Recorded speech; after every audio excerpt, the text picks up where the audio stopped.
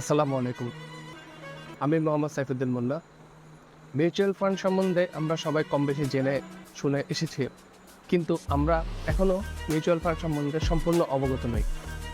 আজকের ভিডিওতে আমি আপনাদেরকে মিউচুয়াল ফান্ড সম্বন্ধে খুব সংক্ষিপ্ত আকারে একটি স্বচ্ছ ধারণা দেব। সম্পূর্ণ ভিডিওটি দেখলে আশা করি মিউচুয়াল ফান্ড সম্বন্ধে আপনার অজানা অনেক কিছুই আপনি জেনে যাবেন। চলুন তাহলে শুরু করা যাক।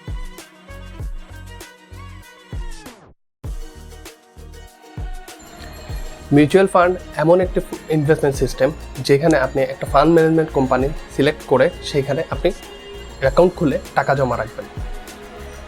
এখন এই ফান্ড ম্যানেজমেন্ট কোম্পানি আপনি কোথায় পাবেন, কোনগুলো ফান্ড ম্যানেজমেন্ট কোম্পানির লিস্ট সেগুলো চলুন দেখে নেওয়া যাক। বাংলাদেশ সিকিউরিটিজ অ্যান্ড কমিশন এক্সচেঞ্জের পেজে আপনি ফান্ড ম্যানেজমেন্ট কোম্পানির লিস্টগুলো পেয়ে যাবেন। ওই ফান্ড ম্যানেজমেন্ট লিস্টগুলোর কোম্পানির এখন থেকে আপনি সিলেক্ট করবেন আপনি কোথায় আপনার মিউচুয়াল ফান্ডের অ্যাকাউন্ট খুলবেন।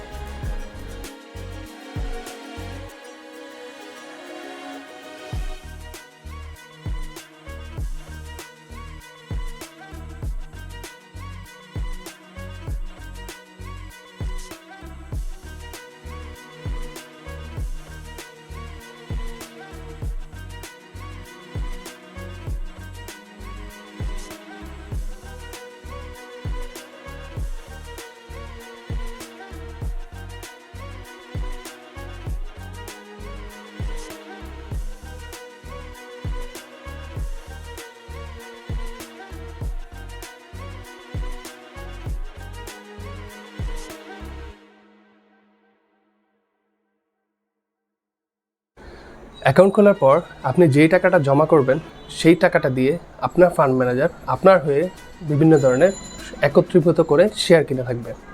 সেই শেয়ারগুলোকেই আমরা একত্রীভূত করলে আমরা বলে থাকি মিউচুয়াল ফান্ড। শেয়ার কিনছেন না, তার মানে আপনি একটা শেয়ার কিনছেন না, 10টা কোম্পানির 10টা শেয়ার আপনি একত্রীভূত করে কেনাকেই আমরা মিউচুয়াল ফান্ড বলে থাকি। আমার আর আপনার মতো অনেকজনের কাছ থেকে ওই ফান্ডটা কালেক্ট করে ফান্ড ম্যানেজার এই শেয়ারগুলো কিনে থাকে। সারা বছর এই শেয়ারগুলো কেনাবেচা করে যে লভ্যাংশটা হয় বছর শেষে আপনাকে ওই লভ্যাংশের একটা প্রফিট আপনাকে দিয়ে থাকে। এভাবেই মিউচুয়াল ফান্ড কাজ করে। আমাদের পার্শ্ববর্তী দেশে এই মিউচুয়াল ফান্ডে ইনভেস্ট করে অনেকেই গেইনার হয়েছে।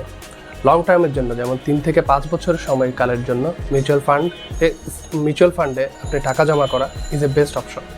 Thank you. আসসালামু আলাইকুম।